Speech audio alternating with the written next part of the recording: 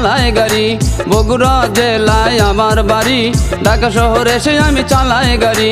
দিনভর থাকি আমি হাওয়ার উপর, আল্লাহর উপর করে নির্ভর। আমি সিএনজি ড্রাইভার, আমি সিএনজি ড্রাইভার, আমি সিএনজি ড্রাইভার, আমি সিএনজি ড্রাইভার।